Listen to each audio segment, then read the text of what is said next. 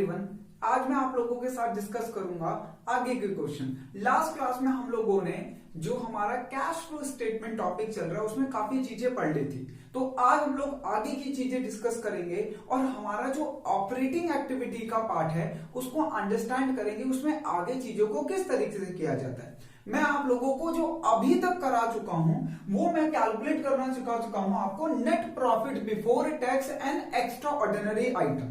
बच्चों आज मैं आप लोगों को profit before working capital change यानी हम लोग अपने लेवल 2 तक पहुंचेंगे और यहां पर हम लोग किन चीजों को ऐड करेंगे, किन चीजों को लेस करेंगे, वो आप लोगों को पता होना चाहिए। जैसे हम यहाँ पे ऐड और लेस करेंगे non cash and non operating item को। चलिए तो क्वेश्चन में डिस्कस करते हैं इसको। मैं आप लोगों के साथ डिस्कस कर रहा हूं सबसे पहले क्वेश्चन नंबर 11, ठीक है, जो कि आप लोगों का टीएस ग्रेवाल का है बच्चों और पेज नंबर है 5.90 पे। तो क्वेश्चन नंबर 11 को देखते हैं क्या कह रहा है, फिर उसको उसके रूल के अकॉर्डिंग सॉल्व करेंगे, ठीक है ना। तो देखिए जल्दी से क्वेश्चन आप लोग भी। कह रहा from the following balance sheet of KBC limited as at 31 March 2020 and additional information calculate operating profit before working capital change. बच्चों अंडरलाइन कर लो, उस क्वेश्चन में हमें cash flow from operating activity तो प्रिपेयर करना है पर हमें एंड तक नहीं जाना, हमें कहां तक बनाना है, यहीं तक। वो कह रहा है कि बताओ भैया net profit before working capital change, बस हमें यही कैलकुलेट करना है, ठीक है ना। अब उसने डिटेल्स दे रखी है बच्चों बैलेंस शीट प्रिपेयर करके, तो देखो क्या क्या कह रहा है उसमें। कह रहा है कि equity and liability, share holder fund, share capital, reserve and surplus given है, current liabilities, trade payable, other current liabilities, outstanding expenses, short term provision. उसके बाद बच्चों उसने हमें और क्या क्या इंफॉर्मेशन दे रखी है। एसेट्स में दे रखा है नॉन करंट एसेट्स, हमारा फिक्स एसेट, टैंजिबल और नॉन करंट इन्वेस्टमेंट और current assets. Notes to account में देखते हैं क्या गिवन है। कह रहा है बच्चों जो रिजर्व एंड सरप्लस है ना उसमें दो आइटम हैं, एक तो जनरल रिजर्व और एक आपका statement of profit and loss, ठीक है, यानी balancing statement of profit and loss surplus. और एडिशनल इंफॉर्मेशन में कह रहा है कि depreciation for the year was 75,000। तो कह रहा है ड्यूरिंग द ईयर हमारा एक डेप्रिसिएशन भी चार्ज हुआ है जो कि 75,000। अब बच्चों इसमें short term provision for tax, बिल्कुल ध्यान से देखो, मैं पहले एक छोटी सी चीज सिखाऊंगा आप लोगों को, उसके बाद हम इस क्वेश्चन को करेंगे, ठीक है ना।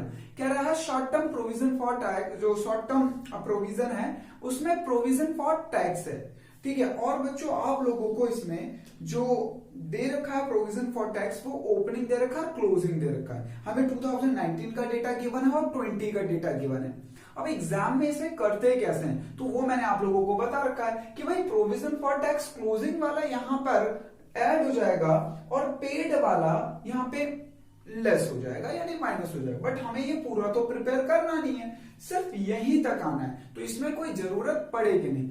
जिस टॉपिक में यहाँ पे जरूरत पड़ेगी उसमें हम प्रोविजन फॉर टैक्स को सेपरेटली समझेंगे, ठीक है ना। तो चलिए क्वेश्चन करते हैं। तो आप लोगों को सबसे पहले चाहिए बच्चों change in statement of profit and loss. तो देखिए हमारे सरप्लस में कितना का चेंज आया है बताइए मुझे। बच्चों सरप्लस में चेंज आया है 1 लाख से 1,70,000, तो यहां पे 70 का चेंज आया है, लीजिए। उसके बाद बच्चों जनरल रिजर्व में चेंज आया है 4 लाख से 5 लाख, तो यहां पे 1 लाख का चेंज आया है जनरल रिजर्व में। अब आप लोगों को देखना है क्वेश्चन में प्रपोज डिविडेंड, तो बच्चों प्रपोज डिविडेंड हमारे क्वेश्चन में है नहीं एंड प्रोविजन फॉर टैक्स है, तो आप लोगों को मैंने बता दिया था क्लोजिंग वाले को ऐड कर दीजिए। तो ओपनिंग से क्लोजिंग को कंपेयर कर लीजिए, तो बच्चों हमारा ओपनिंग वाला है प्रोविजन फॉर टैक्स, हमारा ओपनिंग वाला कितना है बताओ जल्दी से। ओपनिंग वाला है बच्चों हमारा 90,000 एंड क्लोजिंग वाला है 1 लाख, तो यहां पे हम क्लोजिंग वाले प्रोविजन फॉर टैक्स को लिख देंगे जो कि बच्चों 1 लाख है ना। ध्यान रखना बच्चों किन में डिफरेंस को यूज किया जाता है और किन में ओपनिंग क्लोजिंग को, ये आप फॉर्मेट याद होना चाहिए सबसे पहली बात, ठीक है। उसके बाद देखो क्या कह रहा है। अब हम यहां तक पहुंच गए, अब बच्चों हमें प्रपोज डिविडेंड तो मिला नहीं, कोई एक्स्ट्रा ऑर्डिनरी आइटम है नहीं, तो ये आ गया हमारा net profit before tax and extra ordinary item 2,70,000। ये लीजिए, इस बार हमें बच्चों यहां तक पहुंचना है, यहां तक, ठीक है ना।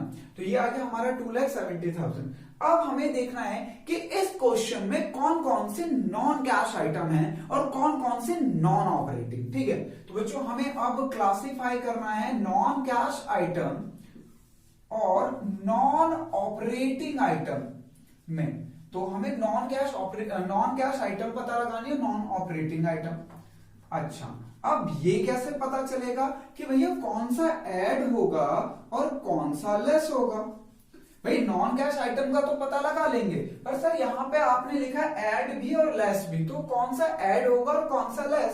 तो बच्चों नॉन कैश या नॉन ऑपरेटिंग वो आइटम ऐड होगी जो एक्सपेंस या लॉस को रिप्रेजेंट कर रही है। किसको? एक्सपेंस या लॉस को रिप्रेजेंट कर रही है, उसको तो हम लोग ऐड कर देंगे। और लेस किसे करेंगे? जो हमारे इनकम या गेन को रिप्रेजेंट कर रही है, इनकम या गेन को रिप्रेजेंट कर रही है, ठीक है ना बच्चों। उसको क्या कर देंगे? इनकम या गेन को रिप्रेजेंट कर रही है तो उसको हम लोग लेस कर देंगे। ये लीजिए, तो ये वाला डाउट भी मुझे लगता नहीं है होगा कोई। बच्चों यहाँ पे हमें नॉन कैश और नॉन ऑपरेटिंग आइटम को एडलेस करना है। तो non cash non operating item ये हम क्वेश्चन में देखेंगे। आप लोगों को पता भी होना चाहिए कि कौन कौन से non operating and non cash item होते हैं। अब बात आई कि नहीं ऐड या लेस किस बेस पे किया जाएगा? एक्सपेंसेस या लॉस है, एक्सपेंस या लॉस है तो वो ऐड होंगे, इनकम या गेन है तो वो माइनस होंगे। तो अब इस क्वेश्चन में आप लोगों को देखना है। तो चलिए देखते हैं जरा हमें क्या क्या मिलता है इसमें। तो बच्चों इसमें हमें सिर्फ और सिर्फ एक ही आइटम गिवन है जो कि है हमारा डेप्रिसिएशन, ठीक है ना। बाकी तो कुछ है नहीं भाई। ट्रेड पेबल करंट लायबिलिटी है, शॉर्ट टर्म प्रोविजन मैं ऑलरेडी कर चुका हूं, अदर करंट लायबिलिटी है, फिक्स एसेट टेंजिबल आएगा नहीं बच्चों, नॉन करंट इन्वेस्टमेंट आएगा नहीं क्योंकि हमारा जो चल रहा है सीक्वेंस उसमें ऑपरेटिंग एक्टिविटी में कहां है, यहाँ कुछ भी नहीं लिखवाया। और उसके बाद है बच्चों हमारा सरप्लस और जनरल रिजर्व हो गया। सिर्फ एक ही आइटम है हमारी जो कि नॉन कैश आइटम है, डेप्रिसिएशन। बच्चों हमारी फिक्स एसेट्स पे डेप्रिसिएशन लगता है, बट जब भी डेप्रिसिएशन लगता है हम किसी को कैश थोड़ी ना पे करते हैं, बस हमारा प्रॉफिट कम होता है। तो बस इसको ऐड कर दीजिए। ये डेप्रिसिएशन किसको रिप्रेजेंट करता है? एक्सपेंस को। तो क्या होना चाहिए? ऐड होना चाहिए। बड़ी सिंपल सी चीज है, इसमें क्यों घबरा जाते हो? ये लीजिए डेप्रिसिएशन। हाँ जी, तो डेप्रिसिएशन कितना चार्ज हुआ है बच्चों? डेप्रिसिएशन 75,000। ये लीजिए, तो ये आ गया हमारा रिजल्ट जो हमें फाइंड आउट करना था। लीजिए बच्चों 2 लाख, ये 3,45,000 आएगा, 270 प्लस 75। आप लोग आंसर चेक कर लीजिए, ये आ गया है 3,45,000। और यही तो हमें इस क्वेश्चन में कैलकुलेट करना था। सर क्या हमें ये नीचे का कार्य नहीं करना है? करना है बच्चों, पर इस क्वेश्चन में सिर्फ उसने यहां तक पूछा है। तो भाई यहां तक पूछा है तो ये मेरा आंसर आ गया बच्चों। ये लीजिए, यहीं तक पूछा था और मैंने यहां तक अपना आंसर को कैलकुलेट कर लिया, ठीक है ना। तो ये था हमारा बच्चों क्वेश्चन नंबर 11, ठीक है। ये सिंपल सा था, बस मुझे आप लोगों को यहां की चीजों को आज और सिखाना था। अब मैं आप लोगों को एक इंपॉर्टेंट क्वेश्चन और डिस्कस करने वाला हूं, बिल्कुल ध्यान से समझना। इसमें मैक्सिमम बच्चे गड़बड़ करते हैं, बट आपको ये नॉलेज होनी चाहिए। क्यों? क्योंकि बच्चों जब तक आपको पता नहीं होगा आप एग्जाम में उसे अंडरस्टैंड कैसे करोगे, और आप लोगों को ये बताना होगा एग्जामिनर को कि भैया हमने क्या बेस माना है, ठीक है। तो मैं अपना नेक्स्ट क्वेश्चन डिस्कस करने जा रहा हूं जो कि है बच्चों क्वेश्चन नंबर 10। चलिए तो देखते हैं क्वेश्चन नंबर 10 में जल्दी से आप लोग क्वेश्चन, ये आप लोग बहुत इजी तरीके से समझ गए होंगे। तो अब मैं आप लोगों से बात करने वाला हूं क्वेश्चन नंबर 10 की। तो जल्दी से देखिए क्वेश्चन नंबर 10। हाँ जी, क्वेश्चन नंबर 10 में कह रहा है from the following information calculate operating profit before working capital change. ओहो, यहीं तक फिर से profit before working capital change, यानी पूरा प्रिपेयर नहीं करना है बच्चों आप लोगों को, सिर्फ यहीं तक। तो ये रब कर देता हूं तभी तो कर पाएंगे ना। चलिए, तो ये मैंने रब कर दिया बच्चों, ये आप लोगों ने नोट डाउन कर लिया होगा तो वेरी वेरी गुड, नहीं नोट डाउन किया होगा तो ये आपकी मर्जी, आप लोग कैसे अंडरस्टैंड करोगे वो आप डिसाइड करोगे, है ना। मैं आप लोगों को बिल्कुल सिंपल वे में, बच्चों ये बहुत ही सिंपल वे है, इसमें ना आपको प्रैक्टिस करनी पड़ेगी थोड़ी सी, आपको ये आ जाएगा, क्योंकि सारी चीजें पता तो होनी चाहिए ना। देखो क्या कह रहा है क्वेश्चन, कह रहा है from the following information calculate operating profit before working capital change. अब सबसे पहले क्वेश्चन पढ़ के आप लोगों को पता लगाना होगा कि कहां तक प्रिपेयर करना है। तो बच्चों इस क्वेश्चन को पूछा जाएगा अगर एग्जाम में तो 3 मार्क्स को, और हमें यहीं तक प्रिपेयर करना है। देखो क्या क्या कह रहा है, कह रहा है net profit before tax and extraordinary item. ओहो, देख रहे हो क्वेश्चन कैसे कैसे रंग बदल रहा है। बच्चों अब हमें पहुंचना तो यहां तक है, यानी हमें यहां तक की चीजों को फाइंड आउट करना है, बट उसमें ये सारी चीज हमें कैलकुलेट करके डायरेक्टली ये रिजल्ट दे दिया है।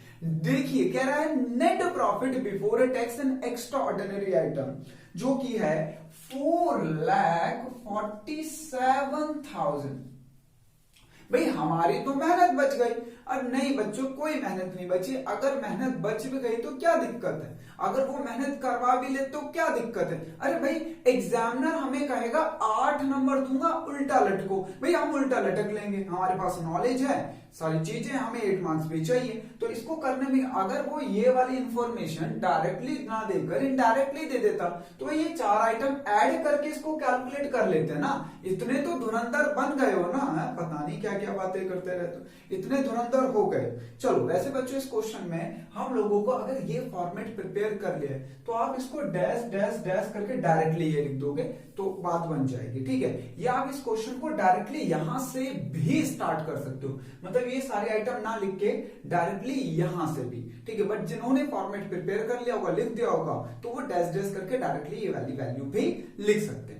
अब उसके बाद क्या क्या कह रहा है, कह रहा है depreciation on machinery, interest on borrowing, goodwill amortise, loss on sale of furniture, premium on redemption of preference share, gain profit on sale of investment, interest and dividend received on investment. चलो तो बच्चों अब देखो यहां तक तो answer आ गया, अब हमें ऐड लेस करना है non cash and non operating item. तो देखो सबसे पहली आइटम है डेप्रिसिएशन, तो ये तो ऐड होगी बच्चों, क्यों, क्योंकि डेप्रिसिएशन हमारे नॉन कैश आइटम होती। अब इससे पिछले वाले क्वेश्चन में तो किया था आप लोगों ने, भूल थोड़ी ना जाओगे।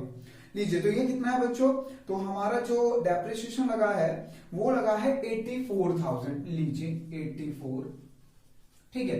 उसके बाद है बच्चों हमारी next item interest on borrowing. अब इंटरेस्ट ऑन बोरोइंग क्या है, क्या ये नॉन कैश आइटम है? नहीं बच्चों, इंटरेस्ट ऑन बोरोइंग हमारी नॉन ऑपरेटिंग आइटम है, ठीक है। डेप्रिसिएशन हमारी नॉन कैश आइटम है। सर ये होता क्या, जो आपने बच्चों लोन ले रखा है, किसी से पैसे उधार ले रखे हैं, उस पर इंटरेस्ट पे करना है, तो ये हमारी फाइनेंशियल एक्टिविटी का पार्ट होता है, ठीक है, फाइनेंसिंग का पार्ट, इसलिए हम उसको नॉन ऑपरेटिंग आइटम बोलते हैं। और यहां पे वो एक्सपेंस को रिप्रेजेंट कर रही है तो हम ऐड कर देंगे, ये लीजिए ऐड इंटरेस्ट ऑन बोरोइंग्स, ये लीजिए, ठीक है। तो हमारे किसको रिप्रेजेंट कर रही है, वो रिप्रेजेंट कर रही है हमारे नॉन ऑपरेटिंग एक्सपेंस को, एक्सपेंस को रिप्रेजेंट कर रही है, बात खत्म।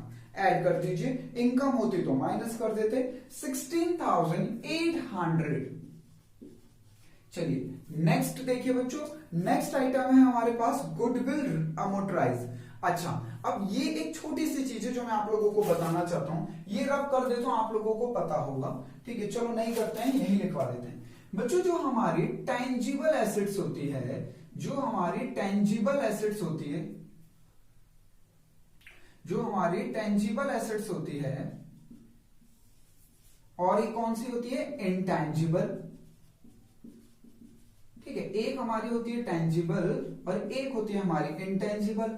टेंजिबल वाली कैसे बच्चों, एग्जाम्पल जैसे मशीनरी, ठीक है ना, बिल्डिंग, फर्नीचर, ये तो हमारी टेंजिबल हो सकती है, होती है, ठीक है ना। ये तो आप लोगों ने पढ़ा, हाँ सर ये तो हमने 11th क्लास में खूब पढ़ा है, tangible asset which can be touch and see, intangible asset which can not be touch and see. तो बच्चों इंटेंजिबल एसेट्स कैसे होती है, जैसे कॉपीराइट, ठीक है, आपका गुडविल, और बताओ इंटेंजिबल एसेट्स एक है ना, पेटेंट्स, ट्रेडमार्क, तो ये क्या होते हैं हमारी, ये होते हैं हमारे इंटेंजिबल एसेट्स। तो अब टेंजिबल इंटेंजिबल एसेट्स तो समझ आ गया। हाँ, अब जो हमारे डेप्रिसिएशन चार्ज होता है टेंजिबल, यानी जो वैल्यू का रिडक्शन होता है ड्यू टू, या डेप्रिसिएशन किया ना 11th में तो अच्छे से पता होगा कि डेप्रिसिएशन का मतलब क्या होता है, reduction in value of fix assets. पर बच्चों फिक्स एसेट्स तो हमारे दो टाइप की होती है, ठीक है, फिक्स एसेट्स तो हमारी दो टाइप की होती है, फिक्स एसेट्स टेंजिबल और इंटेंजिबल। तो डेप्रिसिएशन क्या करता है बच्चों, रिड्यूस कर देता है value of fix assets because of technological advancement and normal wear and tier. तो बच्चों जो हमारे समय और टाइम ऑफ इफ्लेक्स, यानी टाइम के साथ जो हमारी चीजें खराब हो जाती हैं, ठीक है ना, ये आप लोगों ने पढ़ रखा है 11th क्लास में, तो मैं इस पे डिस्कस करने वाला नहीं हूं, बट आप लोगों को नॉलेज होनी चाहिए कि जो हमारे टेंजिबल एसेट्स की वैल्यू को रिड्यूस होती है every year due to normal wear and tear, technological advancement and time efflux, बच्चों उसे कहा जाता है डेप्रिसिएशन, ठीक है, उसे कहा जाता है डेप्रिसिएशन। और जो सेम चीज इंटेंजिबल एसेट्स पे होता है तो उसको आप डेप्रिसिएशन नॉर्मली तो बोल देते हो, बट अगर टेक्निकल अकाउंट्स के लैंग्वेज में बोलोगे तो उसे डेप्रिसिएशन नहीं कहा जाता बच्चों।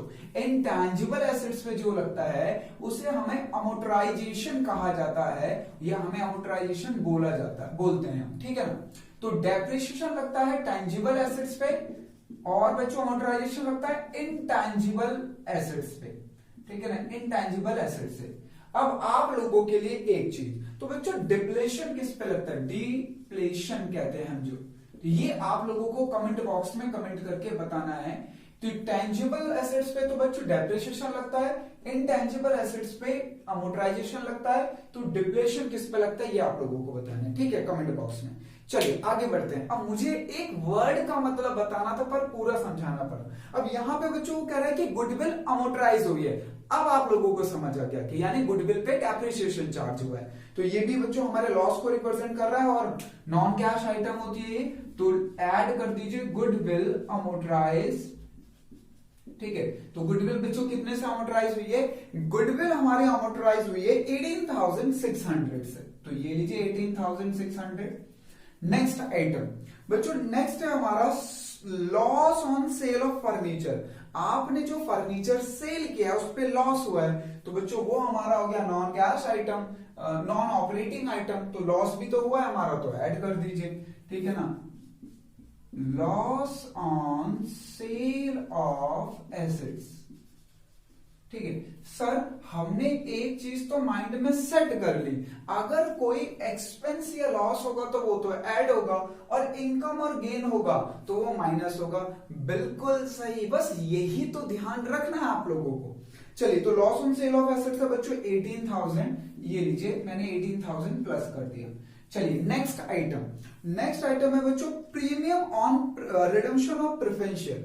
बच्चों इसे आप लोग अंडरलाइन कर लीजिए, मैं डिस्कस करूंगा इस पे, लिखा हुआ है premium on redemption of preferential, इसको अंडरलाइन कर लीजिए, ठीक है।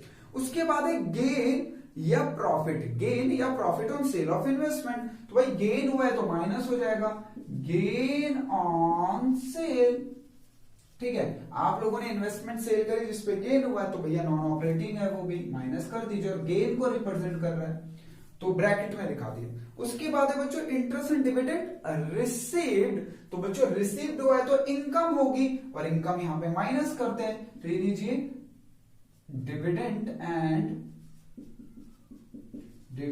एंड इंटरेस्ट रिसीव्ड माइनस, तो कितना रिसीव्ड हुआ है ये माइनस हो जाएगा 27,600, ठीक है ना। चलिए, तो अब बात करते हैं बच्चों जो आप लोगों ने अंडरलाइन किया था, रिडेम्पशन ऑन प्रेफरेंशियल, ठीक है ना, premium on redemption of preferential, sorry premium on redemption of preferential. Sir ये क्या है बच्चों, सबसे पहली बात तो ये हमारी फाइनेंशियल एक्टिविटी है। कौन सी एक्टिविटी है, फाइनेंशियल एक्टिविटी है, ठीक है ना। यानी ऑपरेटिंग एक्टिविटी नहीं है, नॉन ऑपरेटिंग है, और ये एक्सपेंस को रिप्रेजेंट कर रही है कि हमने किसी को पैसे दिए एक्सपेंस। तो आपको समझ आना चाहिए कि यहाँ पे क्या होगा। तो यहाँ पे क्या होगा बच्चों, हम ऐड करके दिखा देंगे, ऐड कर देंगे प्रीमियम और रिडम्पशन ऑफ प्रेफरेंस शेयर, ठीक है ना। तो लीजिए मैं यहाँ पे आप लोगों को समझा देता हूं, ये लीजिए। तो एक आइटम और ऐड कर देंगे, हम ऐड कर देंगे प्रीमियम और रिडम्पशन ऑफ प्रेफरेंस शेयर। तो जब हम इसका आंसर निकालेंगे तो आंसर नहीं आएगा, ठीक है ना, आंसर गलत आ जाएगा। क्यों आ जाएगा गलत बच्चों, अब यहां पे दो अल्टरनेट है, ठीक है, बिल्कुल ध्यान से समझो, मैं बता देता हूं आप लोगों को, आप लोगों के लिए प्रॉब्लम वाला क्वेश्चन है एग्जाम में कि सर हम क्या करेंगे, ठीक है। वैसे इस क्वेश्चन को पहले सॉल्व कर देता हूं फिर समझाता हूं, लीजिए। तो फिर आप लोगों को अच्छा से समझ आएगा। ये हो गया बच्चों 4,47,000, ये प्लस वाले सारे आइटम ऐड कर दो, 84,000, 16,800, 18,600 प्लस 18,000 माइनस 12,000 माइनस 27,600। तो बच्चों ये आप लोगों का आंसर आया है, यू कैन चेक 5,44,800, ठीक है, 5,44,800। अब मैं आप लोगों को समझाने क्या वाला, सर आपने कहा था कि सारे के सारे नॉन ऑपरेटिंग आइटम्स ऐड होंगे, तो सर आपने जो premium on redemption share pair किया है वो भी तो नॉन ऑपरेटिंग है, उसे भी तो ऐड करो, premium on redemption of preference share. तो बच्चों मैं यहाँ पे 6,000 रुपीज को ऐड कर दूंगा। तो जैसे ही मैं 6,000 को ऐड करूंगा, इसलिए मैं ब्लू मार्कर से दिखा रहा हूं कि आप अंडरस्टैंड कर पाओ। तो ये आ जाएगा आप लोगों का 5,50,800, जो कि आपके जो बुक में आंसर गिवन है उससे मैच नहीं करेगा। तो आप कहोगे सर हमने तो सब कुछ सही किया, फिर ये गलत क्यों आ रहा है, क्यों आ रहा है बच्चों, वही मैं आप लोगों से डिस्कस करने वाला हूं। यहां पे एग्जामिनर ने जिसने इस क्वेश्चन को सॉल्व किया है, नॉर्मली यही होता है, नॉर्मली 100 में से 90 टाइम्स। तो उसने बच्चों कहा कि एजम्पशन ले ली कि प्रीमियम ऑन, ठीक है, ये थोड़ा सा रब कर देता हूं कि क्या कह रहा है बच्चों, उसने एजम्पशन ले ली है कि प्रीमियम जो पे किया गया है, जो प्रीमियम पे किया गया है, redemption of premium on redemption of preference share capital जो हमने रिडीम करे हैं और जिसपे हमने 6,000 रुपीज प्रीमियम पे किया गया है, और वो यहां पे ऐड होना चाहिए था नॉर्मल सर्कमस्टांसेस। बट बच्चों उस नॉर्मल सर्कमस्टांसेस में मैक्सिमम टाइम यही वाला सिचुएशन अप्लाई होता है। तो आप लोग एग्जाम में बिना सोचे ये वाला अप्लाई कर देना और नीचे एक नोट लिख देना कि आई एज्यूम्ड इन दिस क्वेश्चन कि जो हमने प्रीमियम पे किया है, वी पे प्रीमियम फ्रॉम द एसपीआर। तो बच्चों हमारे पास एक एसपीआर रिजर्व होता है, सिक्योरिटीज प्रीमियम रिजर्व। तो जब भी हम प्रेफरेंस शेयर को रिडीम करते हैं या डिवेंचर को रिडीम करते हैं, तो हम प्रीमियम का जो पैसा जो हमें ज्यादा देना पड़ता है वो एसपीआर से एडजस्ट कर लेते हैं, तो वो यहां पे नहीं आएगा, इसीलिए, ठीक है ना, इसीलिए बच्चों हम इसको यहां पर नहीं दिखाएंगे। तो इस क्वेश्चन में भी एग्जामिनर ने एजम्पशन लिया था कि जो हमारा प्रीमियम पे किया गया है रिडम्पशन पर, वो हमने सिक्योरिटीज प्रीमियम रिजर्व से पैसे को यूज किया था। सिक्योरिटीज प्रीमियम रिजर्व में जो पैसा होता है बच्चों, वो 4-5 चीजों को यूज करने के लिए यूज किया जाता है, जैसे redemption of preference share, redemption of debenture, bonus share, issue of bonus share और पेमेंट ऑफ डिविडेंड, ठीक है ना। तो डिविडेंड को पे करने के लिए, बोनस शेयर को इश्यू करने के लिए रिडम्पशन, प्रेफरेंस शेयर के लिए रिडम्पशन ऑफ डिवेंचर के लिए। तो इसके लिए जो हम प्रीमियम यूज कर सकते हैं बच्चों एसपीआर से, तो उसके लिए हमें अलग से पैसा पे नहीं करना होता, हम एसपीआर के पैसे को ही यूज कर लेते हैं, ठीक है ना। तो बच्चों जो हमने कभी कलेक्ट किया होगा एसपीआर का पैसा, उसी को यूज कर लेते हैं। थोड़ा सा आप लोगों को एसपीआर के बारे में अगर पता है तो बहुत अच्छी बात है। एसपीआर बच्चों जब हम लोग अपनी सेकंड बुक कर रहे थे तो हम इक्विटी शेयर इश्यू करते थे ना, तो उस पर हमें प्रीमियम मिलता था, उस प्रीमियम का यूटिलाइजेशन इन चीजों के लिए ही किया जाता है। ऑल्दो जो हमारा एसपीआर होता है वो प्री रिजर्व ही होता है, ठीक है ना। तो यहां पे क्यों नहीं आया, क्योंकि मैंने एजम्पशन ले ली, और आप लोगों को ऐसे लिखना पड़ेगा एग्जाम में, ये नहीं कि आप लोग खाली छोड़ दोगे। मतलब हमें पता है सर, अगर आपने ये जंक्शन नहीं लिखी तो आप लिखोगे note I assume in this question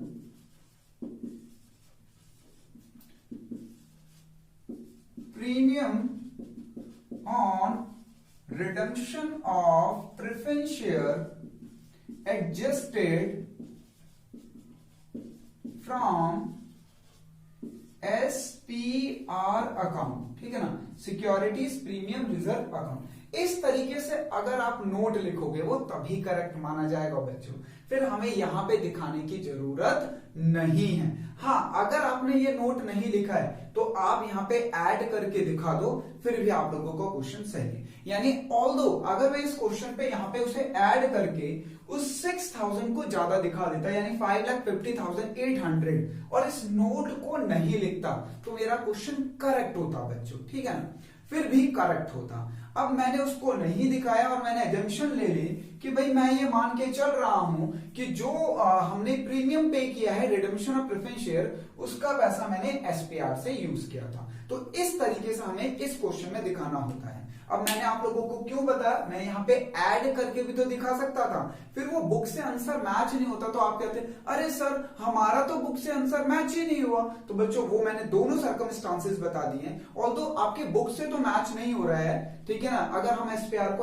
premium को ऐड कर देते हैं, बट वो करेक्ट है, टेक्निकली वो करेक्ट है, ठीक है ना, और ये भी करेक्ट है। पर ये कब करेक्ट होगा बच्चों, आपने यहाँ पे प्रीमियम नहीं लिखा है तो आपको नोट लिखना कंपलसरी होगा क्वेश्चन के नीचे, ठीक है ना। तो बच्चों ये हमारा कंप्लीट हो गया है, और अब हम लोग जो बढ़ेंगे वो कंप्लीट क्वेश्चन की तरफ बढ़ेंगे, क्योंकि देखो अब हम लोग लेवल 1, 2 और 3, यानी अब हमें सिर्फ increase and decrease in current assets and current liabilities ही करना है। उसके बाद हमारा ऑपरेटिंग एक्टिविटी कंप्लीट हो जाएगा। ऑपरेटिंग एक्टिविटी जैसे ही कंप्लीट होगा बच्चों, मतलब अभी तो मैं एक एक छोटे छोटे स्टेप रख के आगे बढ़ रहा हूं कि आपको ना एक परफॉर्मेंस समझ आ जाए। फिर ऑपरेटिंग एक्टिविटी के ऊपर ही हम बहुत सारे क्वेश्चन करेंगे कि डिफरेंट टाइप की लैंग्वेज को आप लोग डील कर लो इजीली, ठीक है ना। तो इस क्लास के लिए इतना ही। आप लोगों को मेरी वीडियो कैसी लग रही, प्लीज लाइक एंड कमेंट और सब्सक्राइब जरूर करें मेरे चैनल को। थैंक यू गाइस, जय हिंद आप लोगों को।